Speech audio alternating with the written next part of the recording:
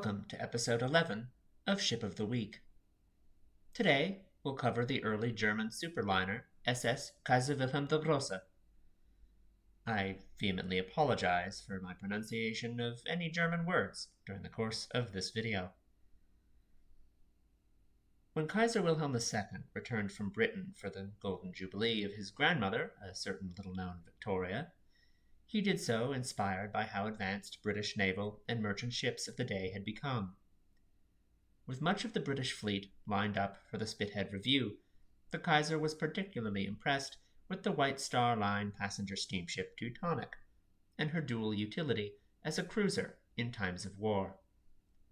Therefore, he was likely delighted when one of the dominant German Atlantic passenger firms, the Deutsche Lloyd, proposed the design for a large liner to surpass anything operated by White Star or Cunard. Laid down in 1896 at Vulcan Shipbuilding in Stettin and launched the following May with the Kaiser presiding over the ceremony, Kaiser Wilhelm der Grosse was the largest ocean liner of her day. She was 650 feet in length and displaced 24,300 tons, making her somewhat smaller than Isambard Kingdom Brunel's enormous SS Great Eastern of 1858. It would be just a few more years before the paddle steamer's somewhat absurd long-standing record would finally fall to a more modern liner. Kaiser was fitted with two triple expansion engines, one of which is pictured here. Compound or expansion steam engines, common in steamships of all types at the time, allow steam to pass through multiple cylinders as it gradually lost pressure, squeezing as much propulsive power from the steam as possible. The engines drove a pair of twin-screw propellers, the system generating over 3,000 horsepower and giving the new liner a top speed in excess of 20 knots, just barely granting Germany an edge over the fastest British liners then in operation. The ship's fantail is seen here, shortly before her maiden voyage in September of 1897. Sailing from Bremerhaven on the 19th of September for England, where she departed on the Atlantic leg of the voyage, she proved herself with an average running speed of over 22 knots, and in March of 1898 she claimed the blue ribbon for the fastest Atlantic crossing from the Cunarder RMS Lucania to much fanfare. Just as stunning as her speed, Kaiser's first-class interiors were on an entirely new level that would set the tone for a series of great German steamships to come. Her reading room, with thick carpeting and decorative panels inlaid into the walls and ceiling, provided a comfortable retreat for the ladies. Her smoke-room, a very Teutonic space with sofas lining the walls and stained-glass skylights fitted in the ceiling, served the same role for the gentlemen. The gallery, connecting various other public rooms, was adorned at the far end with a portrait of the ship's namesake, Wilhelm I. And the saloon, fitted with a piano and potted palms, featured a spectacular vault in the center, with the typical German artistic embellishments. And while first-class accommodation aboard the ship certainly made headlines, the Deutsche Lloyd's bread and butter remained steerage immigrants, whose accommodation was considerably less ornate.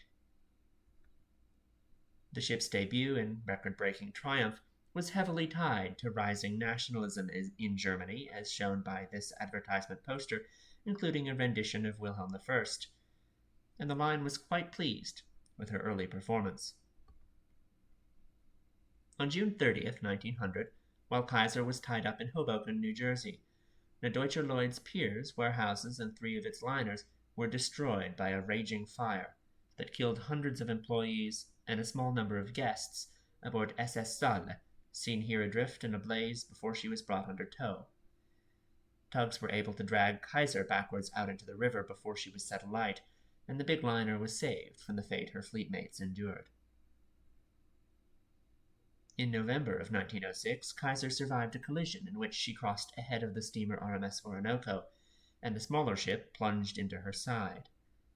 Kaiser was blamed for the incident, but after repairs and re-entering service, there does not appear to have been a significant impact on her profitability.